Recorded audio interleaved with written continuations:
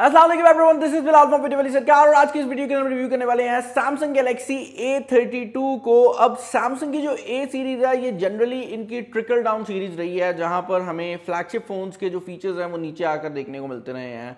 और सैमसंग की A series इनकी पॉपुलर सीरीज भी रही है, क्योंकि जनरली पाकिस्तानी मार्केट के अंदर ज़्यादातर लोग जो हैं वो मिड रेंज सेगमेंट के अंदर सेलफोन खरीद रहे होते हैं और A series mid range segment के ही लोगों को ज़्यादातर टारगेट करती है।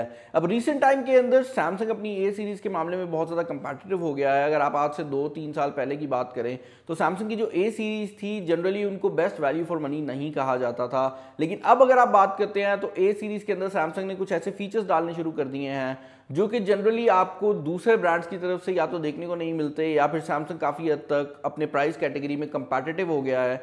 क्योंकि जनरली होता ये है कि जब सैमसंग कोई भी फ़ोन लॉन्च करती है तो हमेशा मैं ये बात कहता हूँ कि अगर आपने सैमसंग के फ़ोन को कंपेयर करना है तो आप इस चीज़ को सोच के कंपेयर करें कि ये मोबाइल फ़ोन जैसे है ये A32 42,000 के प्राइस टैग में लॉन्च हुआ है। अगर आप इसको 42,000 के प्राइस टैग की डिवाइसेस के साथ कंपेयर करेंगे तो इससे बेटर ऑप्शंस पाकिस्तानी मार्केट में अवेलेबल हैं, जो कि इससे बेटर स्पेसिफिकेशन आपको इस प्राइस टैग में प्रोवाइड कर देंगी।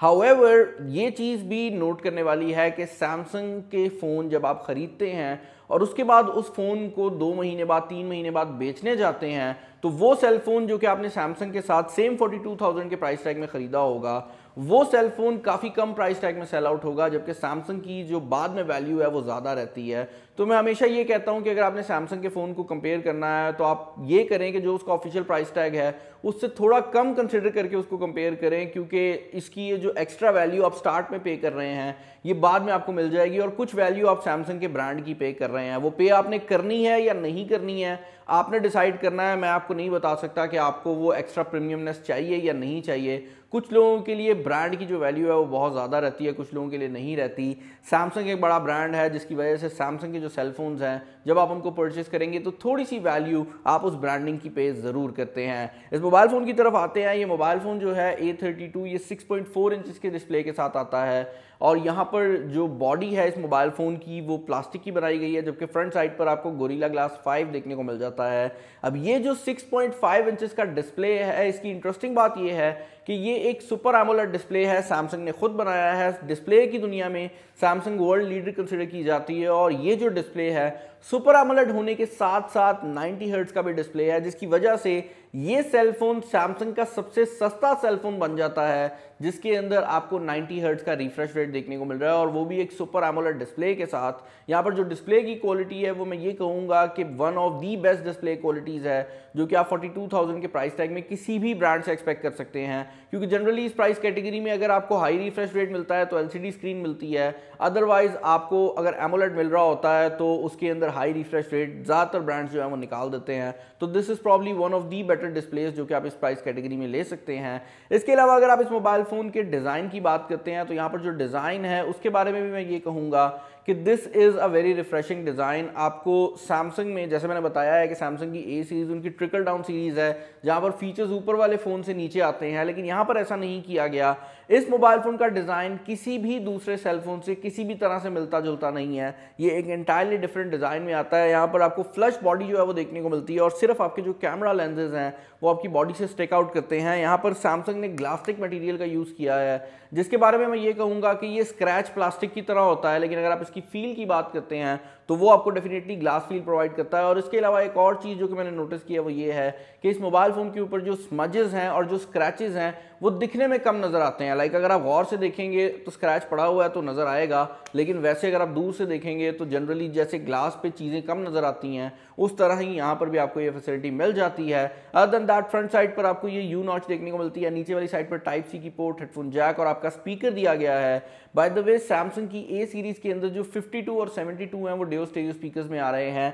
इस मोबाइल फ़ोन के अंदर सिंगल स्पीकर दिया गया है। मेरे हिसाब से अगर सैमसंग ये छोटे छोटे फीचर्स डाल ही रही थी तो A32 में भी दे देते, क्या चला जाना था। ईयरपीस में एक एक्स्ट्रा स्पीकर ही लगाना पड़ता, और 42,000 के प्राइस टैग में dual stereo speaker I was expecting. अब ये एक ऐसा फीचर है जो कि मैं हर कंपनी को कह रहा हूँ कि भाई लगाएं, क्योंकि इसकी वजह से जो साउंड की क्वालिटी है वो बहुत ज़्यादा बेटर हो जाती है। इंटरनली ये मोबाइल फ़ोन काफ़ी इंटरेस्टिंग डिवाइस बन जाती है, क्योंकि एक साइड पर आपको 6 GB रैम और 128 GB का जो कॉम्बिनेशन है वो देखने को मिल रहा है, जो कि मेरे हिसाब से इस प्राइस कैटेगरी कैटेगरी में एक बहुत पावरफुल कॉम्बिनेशन है, लेकिन दूसरे एंड पर आपको जो चिपसेट देखने को मिलता है वो मीडियाटेक का हीलियो G80 का चिपसेट है।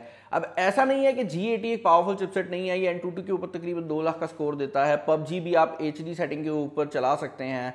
प्रॉब्लम ये है कि ये जो चिपसेट है ये इससे कम प्राइस टैग में हमें देखने को मिलता है। इनफैक्ट इससे काफ़ी कम प्राइस टैग में G80 का जो चिपसेट है वो हमें देखने को मिल रहा है। तो उस हिसाब से अगर आप डायरेक्ट परफॉर्मेंस को कंपेयर करेंगे तो मैं ये कहूँगा कि इस मोबाइल फ़ोन की जो परफॉर्मेंस है वो इसके प्राइस टैग के हिसाब से थोड़ी कम है। यहाँ पर अगर आप डेली एक्सपीरियंस की बात करते हैं तो गेमिंग आप इसके ऊपर कर सकते हैं। PUBG इस पर जैसे मैं बताया है चल जाती है, काफ़ी अच्छी सेटिंग पे चल जाती है। डे टू डे एक्सपीरियंस के अंदर भी यहाँ पर One UI 3.1 दिया गया है जो कि मुझे काफ़ी ज़्यादा पसंद आया है। एक चीज़ ज़रूर है कि आपको कुछ एरियाज़ के ऊपर कुछ स्टेटस देखने को मिलते हैं। फॉर एग्जाम्पल अगर आप लॉक स्क्रीन की बात करते हैं तो लॉक स्क्रीन एक ऐसा एरिया है जहाँ पर आपको स्टेटस देखने को मिलते हैं। कुछ ऐसी एप्लीकेशंस हैं जिनमें जब आप उनको ओपन करेंगे तो आपको थोड़ा सा फील होगा कि यार इसके अंदर जो चिपसेट लगा हुआ है वो उतना ज़्यादा स्ट्रांग नहीं है। और लॉक स्क्रीन की बात हो ही रही है तो यहाँ पर आपको बायोमेट्रिक्स की 2 ऑप्शंस देखने को मिल जाती हैं। यहाँ पर इन डिस्प्ले फिंगरप्रिंट स्कैनर लगाया गया है क्योंकि ये एक सुपर एमोलेड डिस्प्ले के साथ आता है, और यहाँ पर आपके पास फेस आईडी भी अवेलेबल है। अब मैं ये कहूँगा कि इनमें से एक चीज़ यूजेबल है और एक चीज़ शशका है। अगर आपने शशका मारना है तो इन डिस्प्ले फिंगरप्रिंट स्कैनर यहाँ पर अवेलेबल है, लेकिन उसकी जो स्पीड है वो मेरे हिसाब से आजकल जो इन डिस्प्ले फिंगरप्रिंट स्कैनर्स आ रहे हैं उनसे कम है, और सैमसंग इसको बेटर कर सकती थी। लेकिन अगर आप स्पीड की बात करते हैं तो आई वुड से कि ज़्यादातर लोग फेस आईडी की तरफ जाएंगे क्योंकि वो किसी हद तक कदरे बेहतर है, और 20 मेगापिक्सल का जो कैमरा है वो आपको ज़रा ज़्यादा स्पीड प्रोवाइड करता है। अब एक्सपीरियंस की बात हो ही रही है तो यहाँ पर मैं ये चीज़ भी इंक्लूड करना चाहूँगा कि क्योंकि ये एक सैमसंग की डिवाइस है तो One UI 3.1 जो है वो मेरे हिसाब से one of the best operating systems है अगर आप एंड्रॉयड स्पेस की बात करते हैं। और यही वजह है कि यहाँ पर भी आपको बहुत ज़्यादा क्लीन लुक देखने को मिलती है। One UI के अंदर सैमसंग ने ऑलरेडी अपनी जो सारी चीज़ें हैं उनको बहुत ज़्यादा रिफाइन कर दिया है, और ओवरऑल जो एक्सपीरियंस है सॉफ्टवेयर का वो मुझे बहुत ज़्यादा पसंद आया है। यहाँ पर वो सारे फीचर्स आपको मिल जाते हैं जो कि आप एक सैमसंग डिवाइस से एक्सपेक्ट करते हैं। और उसके अलावा एक और चीज़ जो कि बड़ी इंपॉर्टेंट है वो ये है कि क्योंकि ये एक सैमसंग की डिवाइस है तो यहाँ पर आपको नॉक सिक्योरिटी देखने को मिल रही है। अब जो लोग प्राइवेसी को, सिक्योरिटी को ज़्यादा वैल्यू करते हैं वो ये बात समझ लेंगे कि इसकी जो नॉक सिक्योरिटी है वो एंड्रॉयड वर्ल्ड के अंदर वन ऑफ दी बेस्ट समझी जाती है, क्योंकि यहाँ पर हार्डवेयर और सॉफ्टवेयर दोनों को यूज़ किया जाता है आपके डेटा को सिक्योर बनाने के लिए। यही वजह है कि सैमसंग के फ़ोन्स को जनरली जब अनलॉक भी किया जाता है तो वो रीसेट होकर अनलॉक होते हैं, अदरवाइज़ आप उसका डेटा नहीं निकाल सकते। उसके अंदर भी नॉक सिक्योरिटी का एक बहुत बड़ा जो रोल है वो मौजूद है। यहाँ पर इंक्रिप्शंस भी यूज़ होती हैं। तो अगर आप एक ऐसा बंदा है जो कि सॉफ्टवेयर एक्सपीरियंस अच्छा लेना चाहते हैं, अगर आप एक ऐसा बंदा है जो कि सिक्योरिटी को ज़्यादा रैंक करते हैं, तो ये मोबाइल फ़ोन आपके लिए एक अच्छी ऑप्शन हो सकती है, क्योंकि यहाँ पर जो सिक्योरिटी अपडेट्स हैं वो भी दूसरे ब्रांड्स की निस्बत आपको ज़्यादा तेज़ी से मिलेंगी। अब ये वन ऑफ दोज डिवाइसेज है जहाँ पर फीचर्स को जब मैंने चेकआउट किया तो मुझे कोई भी सरप्राइज़ देखने को नहीं मिला। लाइक जो चीज़ जैसे इंटेंडेड थी वो वैसी चल रही थी। अगर G80 थोड़ा सा अंडर पावर्ड था तो अंडर पावर्ड ही था। अगर सुपर एमोलेड डिस्प्ले लगाया गया था और उसमें 90 हर्ट्ज था तो वो one of the best displace था इस प्राइस कैटेगरी में। तो कहने का मकसद ये है कि यहाँ पर सरप्राइजेस कुछ देखने को नहीं मिले। बैक साइड पर जो चीज़ लगाई गई है इस मोबाइल फ़ोन के वो मेरे लिए थोड़ा सा सरप्राइज ज़रूर था, क्योंकि इस मोबाइल फ़ोन के बैक साइड पर आपको क्वाड कैमरा सेटअप देखने को मिलता है। और यहाँ पर सैमसंग ने वाकई अपने आप को आउटडन किया है, क्योंकि जनरली सैमसंग की तरफ से हमें काफ़ी कम मेगापिक्सल वाले सेंसर देखने को मिलते थे, लेकिन यहाँ पर जो कैमरा लगाया गया है वो 64 मेगापिक्सल का मेन कैमरा है, 8 मेगापिक्सल का अल्ट्रा वाइड एंगल लिया गया है, और उसके अलावा आपको 5 मेगापिक्सल के 2 कैमराज मिलते हैं, जिनमें एक डेप्थ सेंसर है और एक आपका 5 मेगापिक्सल का मैक्रो कैमरा है। As far as the quality is concern तो सैमसंग की हमेशा से ही एक चीज़ जो कि मुझे बहुत ज़्यादा पसंद आती है वो डे टाइम के अंदर इनकी डायनामिक रेंज है। डायनामिक रेंज के अंदर सैमसंग हमेशा ही टॉप पर रहता है, और जिनको नहीं अंदाजा कि डायनामिक रेंज क्या होती है, डायनामिक रेंज वहाँ पर चेकआउट हो रही होती है जब बहुत ज़्यादा कलर्स और बहुत ज़्यादा कंट्रास्ट आ रहा होता है। तो लेट्स से अगर आप एक तस्वीर खींच रहे हैं जहाँ पर पीछे सूरज भी नज़र आ रहा है और नीचे इंसान भी खड़ा हुआ है, तो अगर एक अच्छा कैमरा होगा वो इंसान को भी सही तरह दिखा देगा और जो सूरज है उसको भी वो मैनेज कर लेगा। और अगर कोई लो एंड कैमरा होगा तो वो सूरज वाले एरिया को या तो बहुत ज़्यादा डार्क कर देगा या इंसान को बहुत ज़्यादा ब्राइट कर देगा। तो वहाँ पर डायनामिक रेंज जो है वो शो होती है। और इस मोबाइल फ़ोन की जो डे टाइम के अंदर डायनामिक रेंज है बैक कैमरा की, वो मुझे बहुत ज़्यादा पसंद आई है। यहाँ पर बैक कैमरा के अंदर आपको लाइव फोकस मोड भी देखने को मिल जाता है, जो कि 5 मेगापिक्सल के सेंसर को यूज़ करते हुए आपको फोकस की जो फैसिलिटी है वो प्रोवाइड करता है। और यहाँ पर जो बैकग्राउंड इफेक्ट्स हैं अब आप उनको भी चेंज कर सकते हैं। इंटरेस्टिंग है, सैमसंग जनरली बहुत ज़्यादा ब्लैंड फीचर्स दिया करती थी, और फन वाली साइड पे कम होती थी, लेकिन इस मोबाइल फ़ोन के अंदर और ओवरऑल सैमसंग की जो ए सीरीज़ है उसमें अब इस चीज़ को मैंने बहुत ज़्यादा नोटिस किया है कि काफ़ी ज़्यादा नई चीज़ें की जा रही हैं। यहाँ पर आप जो बैकग्राउंड ब्लर है उसको भी डिफरेंट डिज़ाइन में चेंज कर सकते हैं अपनी मर्जी के हिसाब से, और उसकी जो क्वांटिटी है उसको भी कम ज़्यादा कर सकते हैं। और बैकग्राउंड का जो ब्लर है पोर्ट्रेट मोड में वो मुझे बहुत ज़्यादा एक्यूरेट भी लगा है। यहाँ पर जो कलर की क्वालिटी है वो भी काफ़ी अच्छी आई है। ब्यूटी मोड भी यहाँ पर मिल जाता है, लेकिन जनरली ब्यूटी मोड आपके फेस को बहुत ज़्यादा ब्राइट कर देता है, तो आई वुड नॉट सजेस्ट कि आप ब्यूटी मोड को यूज़ करें अनटिल अनलेस बहुत ज़्यादा ज़रूरी हो गया और आपने कोई डेट शेड का सीन है तो फिर तो समझ आती है, अदरवाइज ब्यूटी मोड मेहरबानी करना या ना यूज़ करना। 64 मेगापिक्सल कैमरा के बिल्कुल नीचे आपको 8 मेगापिक्सल का एक अल्ट्रा वाइड एंगल कैमरा देखने को मिल जाता है। और ultra wide angle cameras generally जब आप नॉर्मल कैमरा से शिफ्ट करके उन पे आते हैं तो आपको एक बहुत बड़ा क्वालिटी का डिफरेंस देखने को मिलता है। इंटरेस्टिंग बात यह है कि यहाँ पर एक अच्छी क्वालिटी का अल्ट्रा वाइड एंगल कैमरा लगाया गया है, और अगर आप डे टाइम शॉट्स की बात करते हैं तो वहाँ पर आप दोनों कैमरास के दरमियान में जो कलर का डिफरेंस है वो उतना ज़्यादा नहीं देखेंगे जितना जनरली आ रहा होता है। और यही वजह है कि डे टाइम शॉट्स के अंदर जो अल्ट्रा वाइड एंगल कैमरा है वो टोटली यूजेबल है, और आप उससे खींची हुई शॉट्स बड़ी आराम से सोशल मीडिया वगैरह पे पोस्ट कर सकते हैं। वहाँ पर जो डायनामिक रेंज है वो भी काफ़ी अच्छी आती है, और ओवरऑल जो रिजल्ट है वो भी काफ़ी अच्छा रहता है। यहाँ पर अगर आप वीडियो सेटिंग की बात करते हैं तो वीडियो में जो चीज़ मुझे इंटरेस्टिंग लगी है इस मोबाइल फ़ोन की वो ये है कि इस मोबाइल फ़ोन के अंदर बैक साइड पर आपको सिर्फ फुल HD का जो ऑप्शन है वो देखने को मिलता है, लेकिन इस फुल HD के ऑप्शन के साथ आपको EIS की सपोर्ट देखने को मिल जाती है, जिसकी वजह से आप इस मोबाइल फ़ोन के अंदर जो वीडियोज़ हैं वो रिकॉर्ड करते वक्त उनको काफ़ी ज़्यादा स्टेबल रिकॉर्ड कर सकते हैं। एक चीज़ जो कि मुझे मिसिंग लगी है वो ये है कि इस मोबाइल फ़ोन के अंदर 4K की ऑप्शंस अवेलेबल नहीं हैं। जनरली होता ये है कि जब EIS कंपनी देती है तो वो 1080p में इलेक्ट्रॉनिक इमेज स्टेबलाइजेशन डाल देते हैं, और उसके बाद एक 4K की ऑप्शन दे दी जाती है जहाँ पर इमेज स्टेबलाइजेशन नहीं होती लेकिन आपको 4K मिल रही होती है। इस मोबाइल फ़ोन के अंदर 4K नहीं दी गई, जो कि मुझे किसी हद तक अजीब बात लगी है, एंड आई वॉज एक्सपेक्टिंग कि इसके अंदर 4K की जो ऑप्शन है वो अवेलेबल होगी। आई डोंट नो ये चिप की रिस्ट्रिक्शन थी सैमसंग ने क्यों किया है, लेकिन 4K की जो ऑप्शन है वो यहाँ पर अवेलेबल नहीं है। यहाँ पर अल्ट्रा वाइड एंगल कैमरा हो या मेन कैमरा हो, दोनों ही कैमराज आपको वीडियो स्टेबलाइजेशन देते हैं, और दोनों ही कैमरा में 1080p वीडियो रेजोल्यूशन की जो वीडियो आप रिकॉर्ड कर सकते हैं। यहाँ पर वीडियो काफ़ी स्टेबल आती है, आप अगर भाग नहीं रहे तो वीडियो की जो रिजल्ट है वो काफ़ी क्लियर आता है। और इसके अलावा यहाँ पर ये चीज़ भी मैं क्लियर कर दूँ कि डे टाइम के अंदर जो वीडियो का रिजल्ट है वो मुझे बहुत ज़्यादा पसंद आया है, इसके कलर्स काफ़ी अच्छे हैं। लो लाइट परफॉर्मेंस की अगर आप बात करते हैं तो यहाँ पर जो 64 मेगापिक्सल का कैमरा है लो लाइट के अंदर, मैं ये कहूँगा कि अगर आप बहुत ज़्यादा लो लाइट में चले गए हैं तो वहाँ पर जाकर सफ़र करने लग जाता है, लेकिन यहाँ पर नाइट मोड दिया गया है और नाइट मोड के साथ इसका जो रिजल्ट है वो बहुत ज़्यादा बेहतर हो जाता है।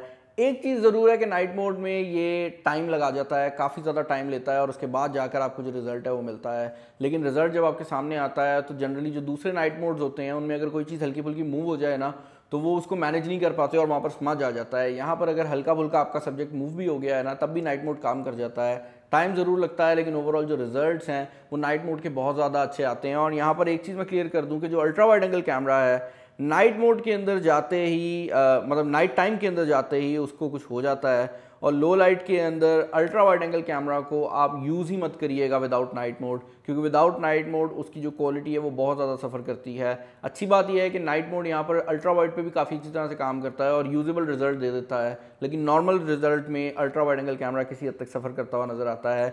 जहाँ तक बात है लो लाइट में वीडियो की, तो जो मेन कैमरा है वो लो लाइट में आपको अच्छा रिजल्ट प्रोवाइड कर देता है। EIS जो है वो किसी हद तक थोड़ी सी सफ़र ज़रूर करती है, लेकिन ओवरऑल रिजल्ट गुजारे लायक आ जाता है।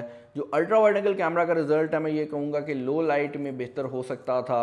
अल्ट्रा वाइड एंगल कैमरा काफ़ी ज़्यादा जो आपको डिटेल है वो मिसिंग दिखाता है, जिसकी वजह से मुझे उसका जो रिजल्ट है वो पसंद नहीं आया, और यहाँ पर जो कलर्स हैं वो भी काफ़ी सफ़र करते हैं। इस मोबाइल फ़ोन के फ्रंट की तरफ मूव करने से पहले इसके बैक के मैक्रो कैमरा को भी थोड़ा सा डिस्कस कर लेते हैं। यहाँ पर 5 मेगापिक्सल का मैक्रो कैमरा लगाया गया है, जो कि अगर आप 2 मेगापिक्सल वाले मैक्रो कैमरा से कंपेयर करते हैं तो एक मैसिव इंप्रूवमेंट लेकर आता है। यहाँ पर जो 5 मेगापिक्सल का मैक्रो कैमरा है वो एक्चुअल में यूजेबल है, तो आप उससे खींची हुई तस्वीरें जो हैं वो सोशल मीडिया पे अगेन शेयर कर सकते हैं।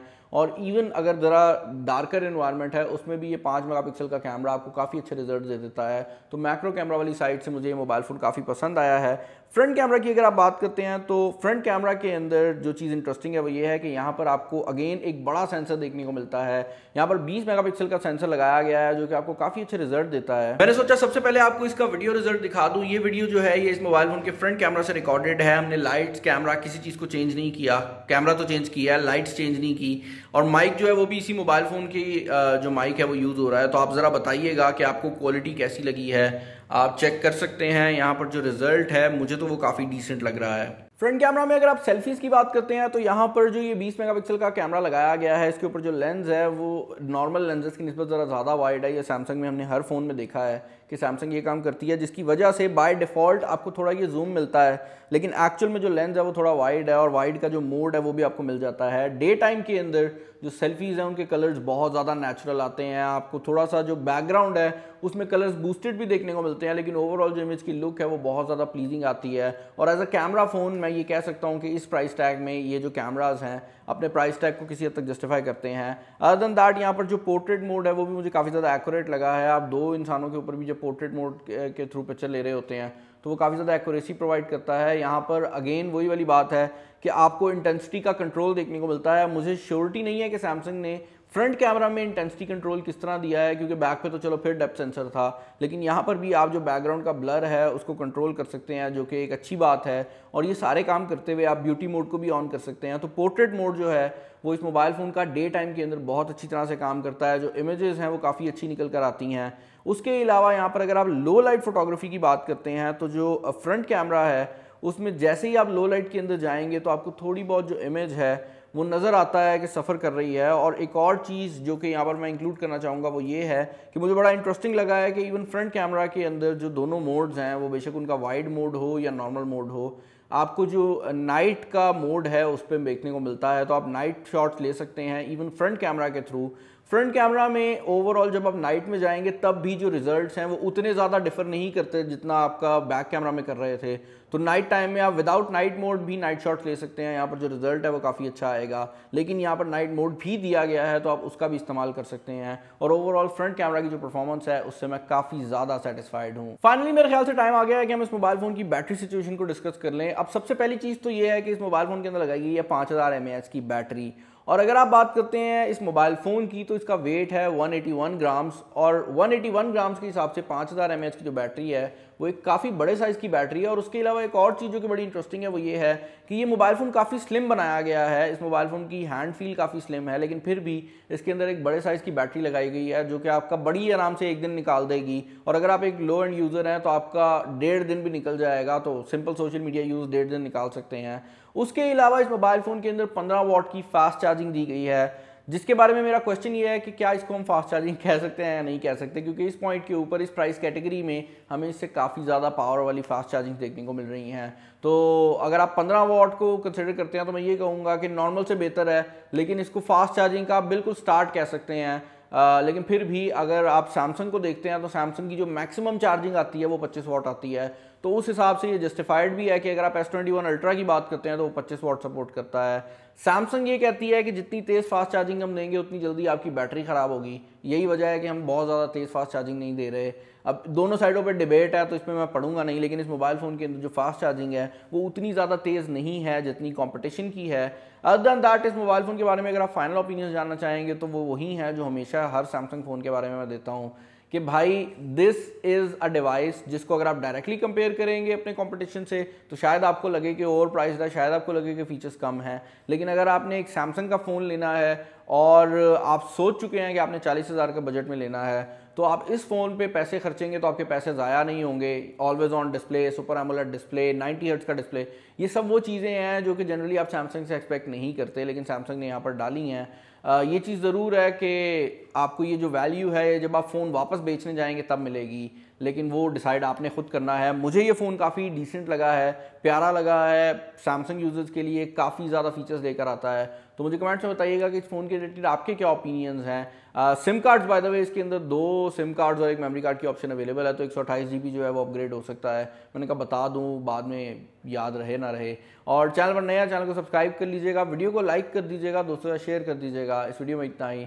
This is Bilal signing off, अल्लाह हाफिज़। ओके भाई, मुझे उम्मीद है आपको ये जो रिव्यू है पसंद आया होगा। वीडियो मैंने एंड इसलिए नहीं की क्योंकि मैं आपको बताना चाहूँगा सैमसंग की रमज़ान ऑफर्स के रिलेटेड, क्योंकि इस पॉइंट पर सैमसंग का जो ऑनलाइन स्टोर है वहाँ पर बहुत ज़्यादा रमज़ान ऑफर्स चल रही हैं। और जितनी भी सैमसंग की टॉप एंड डिवाइसेज हैं जिनमें सैमसंग की सारी S सीरीज़ आ जाती है उस पर भी काफ़ी ऑफर्स चल रही हैं, और सैमसंग की A सीरीज़ पे भी हमें काफ़ी ऑफर देखने को मिल रही हैं। अब यहाँ पर अगर आप S21 की बात करते हैं उस पर 7,000 का डिस्काउंट है, S21 प्लस और S21 अल्ट्रा दोनों के ऊपर 10,000 रुपये का डिस्काउंट है। और इन तीनों फ़ोन्स के साथ आपको चार्जिंग अडेप्टर और उसके अलावा सैमसंग गैलेक्सी बड्स प्लस जो है वो फ्री देखने को मिल सकते हैं। S20 FE के ऊपर गैलेक्सी फिट की जो बैंड है वो आपको देखने को मिल जाता है और यहाँ पर फिट 2 देखने को मिल रही है। उसके अलावा अगर आप A सीरीज की बात करते हैं तो A32 के साथ मेरे ख्याल से हैंड्स फ्री है। उसके अलावा A52 और A72 के साथ भी काफ़ी ऑफर्स हैं और वहाँ पर कैश ऑन डिलीवरी और इस तरह की चीज़ें भी अवेलेबल हैं। तो आई वुड से कि if you are buying a Samsung device तो आप सैमसंग के ऑनलाइन स्टोर से बाय कर लें, क्योंकि वहाँ पर आपको डिस्काउंट्स भी देखने को मिल रहे हैं और उसके अलावा इस टाइम पर ऑफर भी चल रही है